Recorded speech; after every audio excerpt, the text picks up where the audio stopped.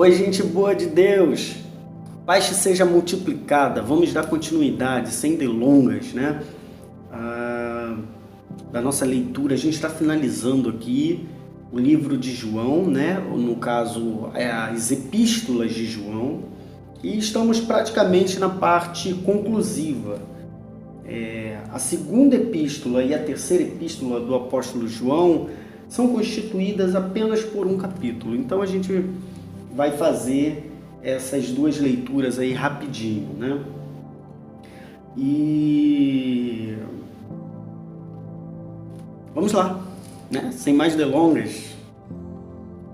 O ancião, a senhora eleita e seus filhos, aos quais amo, na verdade, e não somente eu, mas também todos os que têm conhecido a verdade, por amor da verdade que está em nós e para sempre estará convosco, a graça, a misericórdia, a paz da parte de Deus Pai e da do Senhor Jesus Cristo, o Filho do Pai, Deus, né? Sejam convosco na verdade e amor. Só uma observação aqui no início, porque tá assim, ó, o ancião, a senhora eleita e seus filhos. Aqui pode ser alguém específico da igreja, né?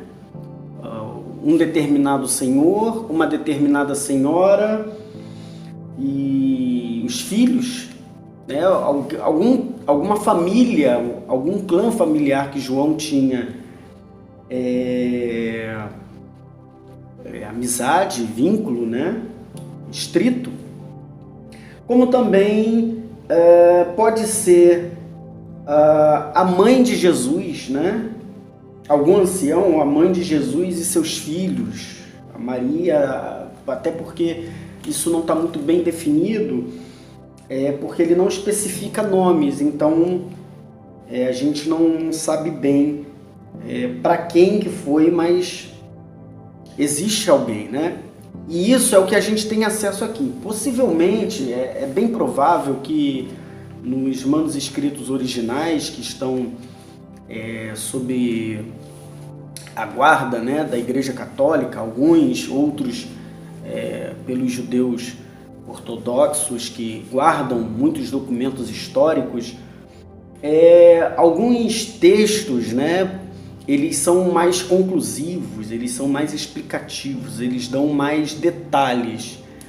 A Bíblia que nós temos, que já saiu, né, do aramaico para o grego, depois para o alemão e assim para outras línguas, até chegar ao português, e evidentemente que passa por várias adaptações e muitos textos acabam perdendo um pouco, né, a essência do texto, mas a mensagem ela permanece, a mensagem ela é imutável, tá?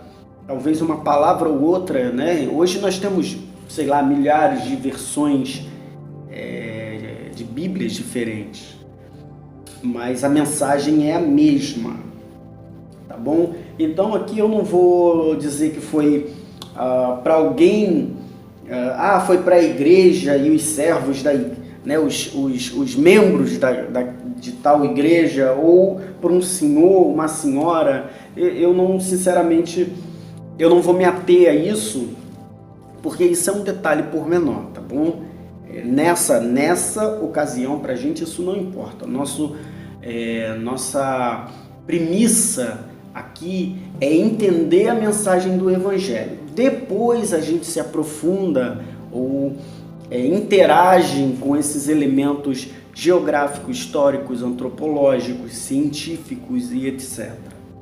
Tá bom? Versículo 4. Muito me alegro por chamar... Corta. Versículo 4. Muito me alegro por achar que alguns de teus filhos andam na verdade, assim como temos recebido o mandamento do Pai. E agora, Senhora, rogo-te, essa senhora que ele menciona lá no início do texto, não como escrevendo-te um novo mandamento, mas aquele mesmo que desde o princípio tivemos, que nos amemos uns aos outros. E o amor é este, que andemos segundo os seus mandamentos. Este é o mandamento, como já desde o princípio ouviste, que andeis nele. Que mandamento é esse? Ama a Deus acima de todas as coisas e o teu próximo como a ti mesmo.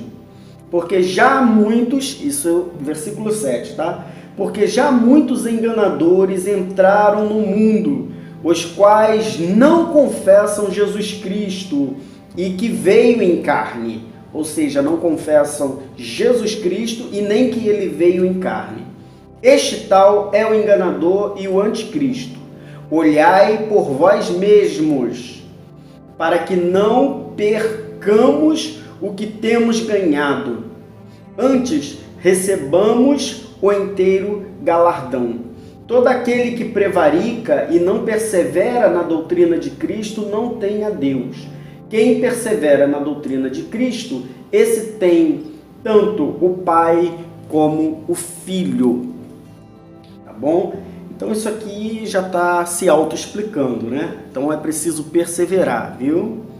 É preciso se manter limpo, é preciso se santificar no processo. É preciso negar a si mesmo. Se alguém, versículo 10, se alguém vem ter convosco e não traz esta doutrina, não recebais em casa, nem tampouco o saudeis. Porque quem o saúda tem parte nas suas más obras. Isso aqui está falando daquele prevaricador, daquele cara que você sabe que tudo nele emana o pecado e ele é um agente de Satanás.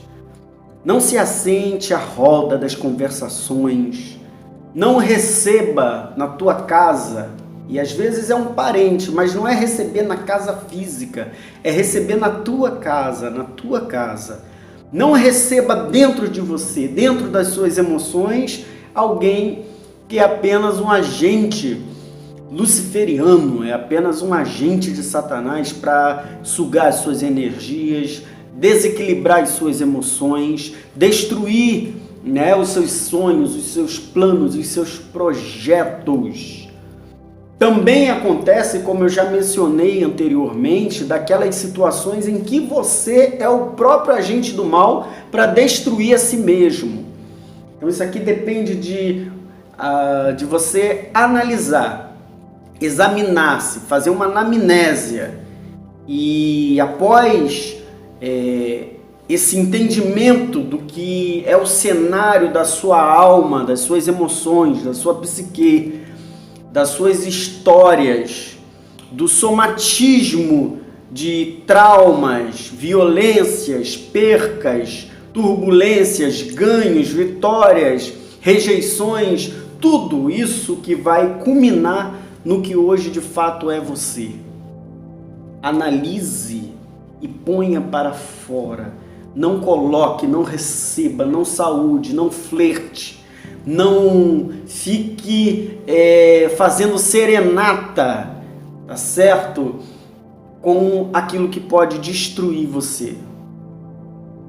Como dizia, o Chorão, tinha uma música da década de 90 que o Charlie Brown Jr. cantava, que dizia: parecia inofensivo, mas te dominou, te dominou, te dominou. Então tem muita coisa, tem muitas ações, tem muitas pessoas, tem muitas situações que parecem até que você tem controle sobre ele, sobre isso, sobre aquilo, sobre o momento, sobre a situação, sobre a perspectiva, mas no final das contas você é dominado pelo mal. Se alguém vem ter convosco, repetindo o versículo 10, e não traz esta doutrina, qual a doutrina? Ama a Deus acima de todas as coisas e o teu próximo como a ti mesmo. Arrependei-vos, porque é chegado o reino de Deus, e o reino de Deus é um reino de justiça e que não cabe acidentes. Não o recebais em sua casa, nem tampouco o saudeis. E às vezes é o caso até de você cortar do seu rol de amigos mesmo, tá bom? Porque quem o saúda tem parte nas suas más obras. É aquela história, quem se mistura com porco farelo come.